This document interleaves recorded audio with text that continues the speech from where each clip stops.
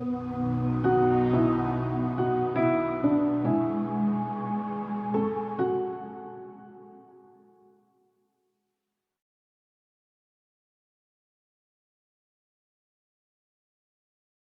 главный и большой э, причиной расхождения пар является то, что у них разное представление о том, как они будут в эмиграции развиваться. У них разное представление о том, чего они хотят.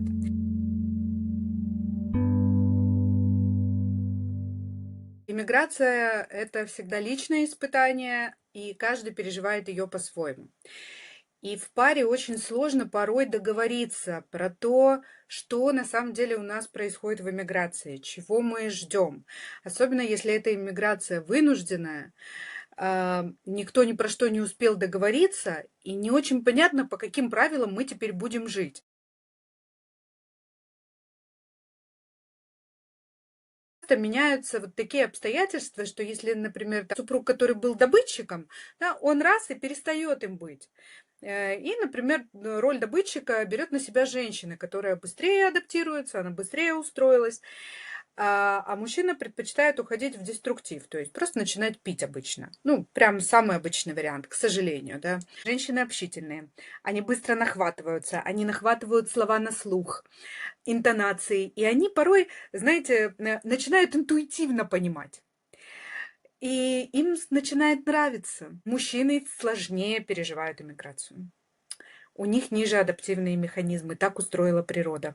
Они очень тяжело смиряются с изменением своего статуса. Когда там ты ездил, не знаю, на роскошной машине и открывал дверь ногами, а тут ты приезжаешь, тебя никто не знает. Ну, всем все равно, сколько ты там зарабатывал в другой стране, какой там был у тебя статус. Да, и сам менталитет другой, без вот этого преклонения, поклонения перед брендами, машинами и всем остальным. Я встречала женщин в эмиграции, которые ходили в роскошные салоны, занимали крутые должности, и которые бах и пошли убирать квартиры, потому что, ну, здесь им другого нечего делать, языка нет, все. И они с этим справлялись. Они надевали перчатки и делали классно свою работу. И мужчины, которые говорили: ой, нет, ну что это я не пойду. Это ж какой позорняк. Это же ужас. А сидеть, извините, бухать на пособие — это не позорняк. Это нормально. И такие: так и что? И что я бабскую работу буду делать? Ну, вот тут приходится так: ребят, мы или договариваемся, каждый делает свою работу, или ты идешь нафиг. Все. Третьего не дано.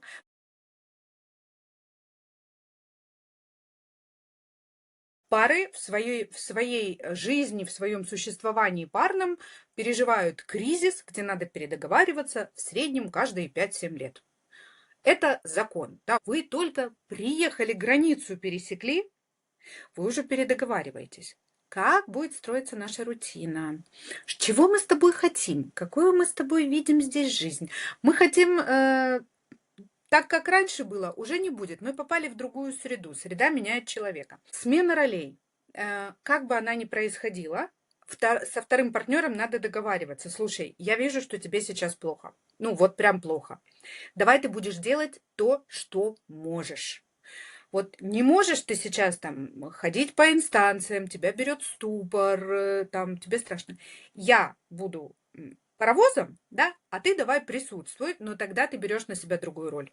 Там, не знаю, занимаешься детьми, занимаешься бытом, занимаешься готовкой. В этом нет ничего страшного. Мы просто, каждый делает то, что у него лучше получается.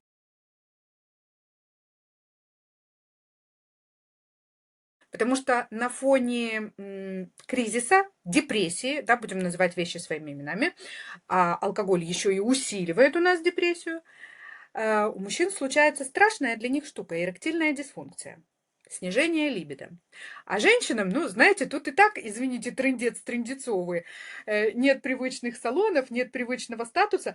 Так еще и, простите, мужчина, который меня должен вдохновлять, да, да, такой: ну, слушай, как-то вот не сегодня, и не завтра, и не послезавтра.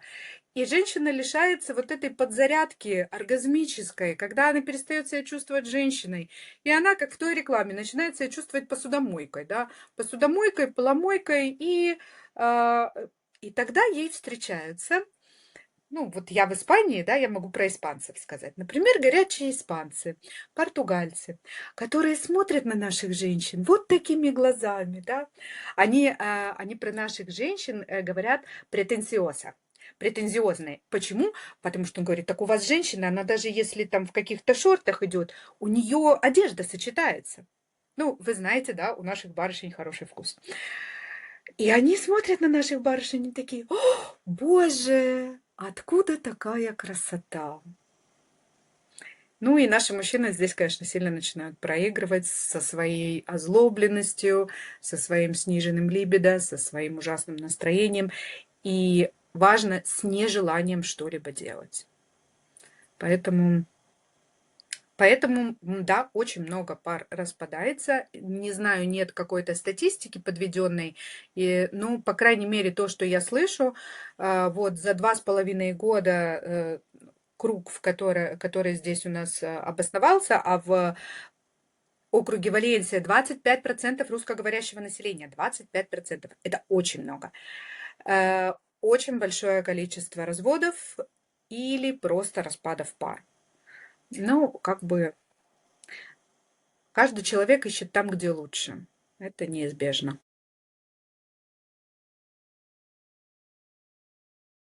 Если вы видите, что ваш партнер мало выходит из дома, он предпочитает находиться, ну вот дом-магазин, да, ну вот там где-то, например, как у нас на пляжик вышел.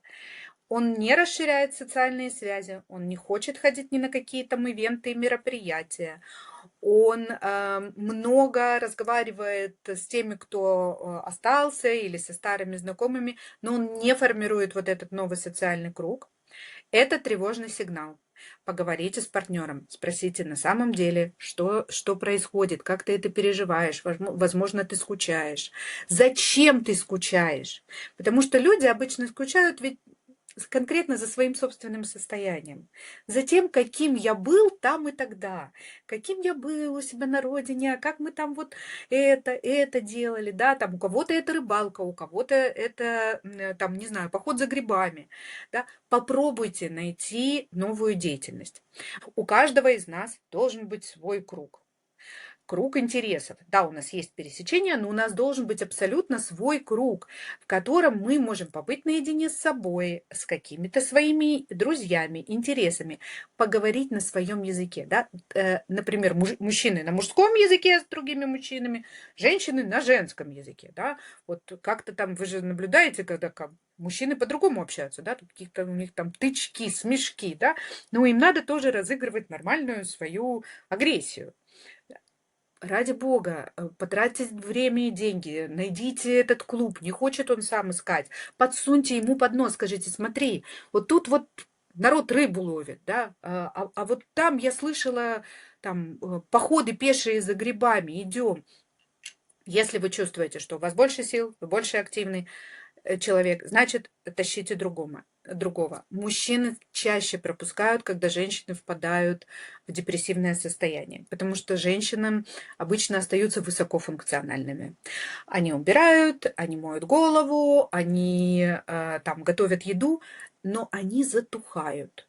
Вот если мужчина заметил, что его жена стала больше поджевывать, сладенького. Ну, так, прям совсем грубо скажу. Сладкое, давайте ей больше тактильного внимания. Подходите, гладьте, трогайте, говорите, зайка моя, как ты поживаешь, да, чтобы она чувствовала себя живой. Если вы видите, что человек больше предпочитает острую, хрустящую, знаете, вот когда сухарики грызут, например, да, вот такие агрессивные движения, это значит, что человеку нужен выброс внутренней агрессии. Там раздражение накопилось выше крыши. Да? Если не грызет сухарики, но грызет вас, тем более.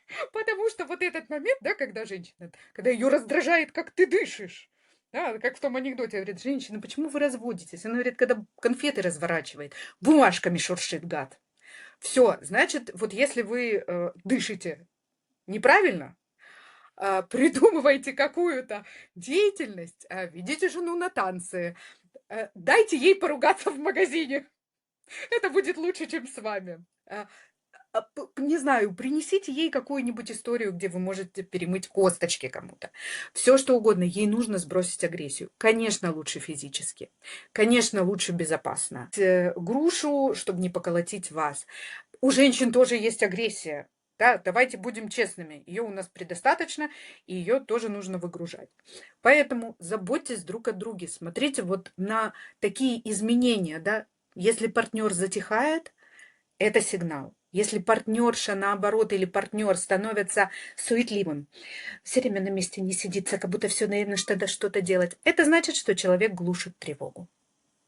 Вроде делать нечего, пойдет что-то переложит, что-то постоянно руки заняты, на месте сидеть не может, вот какие-то начинаются такие телодвижения, сидит ногой качает.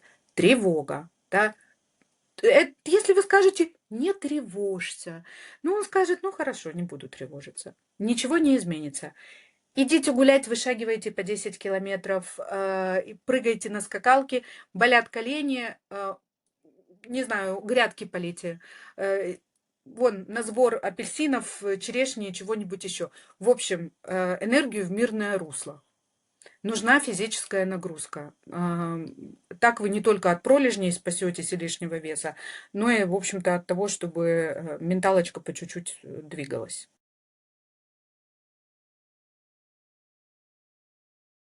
У нас взрослая любовь состоит из 3 составляющих. Это так называемый бизнес, да, это какой-то проект, который мы делаем вместе. Дружба и секс. И в эмиграции, если вы вдвоем придумываете проект, это способно вас вытащить. Причем этот проект не обязательно бизнес. Если вы вдвоем, не знаю, решили там сбросить по 10 килограмм, у вас появляется совместный смысл. Если вы вдвоем ходите на языковые курсы, делаете вдвоем эту домашку, поддерживаете друг друга, практикуетесь. Я с восхищением наблюдаю пары, которые ищут новые ниши. Они ходят, смотрят, анализируют. Это настолько их сближает. Если только у пары есть вот этот общий интерес, общее дело, именно дело, то, что можно делать вместе, это их очень сближает. Можно придумать какой-то очень необычный проект. Я знаю, есть прекрасная пара, которая начала вместе здесь вести соцсети и YouTube-канал. И, в общем, ребята такие молодцы. Они не просто там уже завоевали несколько каких-то там призов за миллионные просмотры. Они еще и родили ребенка здесь уже в эмиграции. И это, ну вот, как-то все за ними наблюдали, вся диаспора, потому что это очень, ну, трепетно, правда. Как это сделало их ближе, как это их объединило. То, что будет давать плоды, вот еще что важно. Потому что да, если это просто деятельность ради деятельности, и мы ничего из этого не можем увидеть как результат, да, мы не можем увидеть улучшение уровня там, языка. Мы просто, ну, не знаю, просто вот что-то делаем и делаем. Это тоже не дает паре опору. Паре нужно много-много якорей. Про что мы с тобой живем? Ну вот не про то, что мы вместе пьем. Хотя некоторые пары это тоже, знаете ли, сближают. Да, почему пары алкоголиков расходятся крайне редко? Если вы слишком часто вместе пьете, то задумайтесь, может быть, пора придумать еще какой-нибудь способ быть ближе, более здоровый.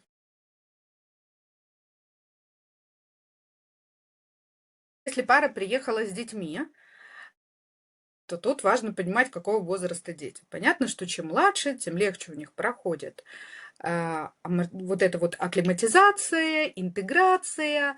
Они, конечно, сначала подрастеряны, но дети это дети. Они быстро начинают хватать, говорить. Особенно если они помещены в языковую среду, нет выхода. Да, они потихоньку начинают говорить. Получаются себе неплохие такие билингвы. Если дети постарше, 10-11 лет, им тяжелее. Тяжелее, потому что там уже появляется чувство стыда. И тут важно для родителей тоже быть на одной стороне. Понимать и вдвоем договариваться, что мы оба видим, что ребенку сложно. Мы от него не отмахиваемся. Каждый выполняет свою функцию. родитель один выполняет функцию границ, да, в разных семьях по-разному, у кого-то это мама, у кого-то это папа. Поэтому, ну вот, как вы там договорились в своей семье, кто-то выполняет функцию жестких границ и говорит, правила остаются правилами. Да, несмотря на то, что тут все ходят курят, ты не куришь. В нашей семье так. Конечно, это не гарантия, что за углом этого не произойдет, но должно быть правило, на которое можно опираться. Второй родитель отвечает за то, чтобы мониторить эмоциональную сферу, смотреть, есть ли какие-то изменения в поведении у ребенка. Да, обычно мамы к этому более чувствительные, но важно, чтобы, например, папа здесь был здравым смыслом, потому что мамы могут быть излишне эмоциональные, да. О боже, упали все в обморок, значит, все, жизнь закончена. И это тоже классное дело, которое может родителей держать в тонусе. Очень здорово смотреть на то, как вообще такое взаимодействие происходит в той стране, куда вы приехали, какие здесь традиции взаимодействия родителей и детей. Потому что мне очень нравится в Испании воскресенье, это общий выходной. И они уже с утра, родители с детьми. Я утром гуляю вдоль моря, я наблюдаю картину. Папа с сыновьями побежали, мяч погоняли. Как всегда, да, хочешь, чтобы твой ребенок что-то делал, делай сам. Да? Человек, который сидит, листает ленту и говорит ребенку, что ты все время в телефоне сидишь, вылезь уже. Сколько можно уже, иди книжку читай, да? Ну, извините. Толку никакого не будет. Возьми книжку, сядь рядом с ребенком, и, пожалуйста, возможно, он тоже начнет читать. Кто его знает. Вы, как взрослые, обязаны сначала надеть маску на себя, то есть немножко разобраться в обстановке, почувствовать опору под ногами, и дальше переключить внимание на ребенка.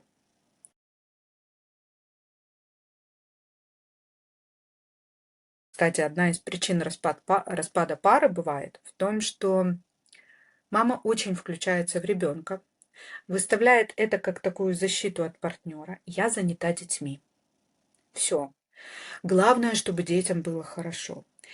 И тогда партнер чувствует себя покинутым и уходит. Выбор достаточно большой.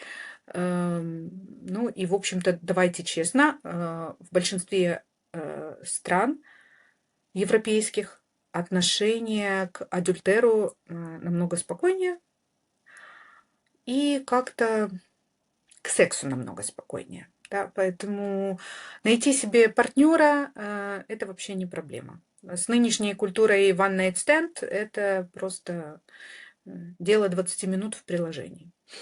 Поэтому важно понимать, на детей мы нагружаем какую функцию. Дети здесь начинают служить клеем в эмиграции, или дети вообще становятся смыслом этой эмиграции. И мы тогда на них тоже сильно много нагружаем, да, когда ребенку говорят, мы переехали из-за тебя, чтобы у тебя жизнь была какая-то. А это дитё сидит и думает, нафиг оно мне было надо, мне там вообще, я там хоть все понимал, там друзья были. Да, поэтому, ну, давайте, товарищи, тоже не будем врать сами себе. Честность – важное качество. Отвечайте честно и себе, и своим детям, почему вы переехали. Не нужно этих сказок, не нужно сказок про жертву великую или про великие смыслы. Будьте честны. И с детьми, и с партнерами, и с собой.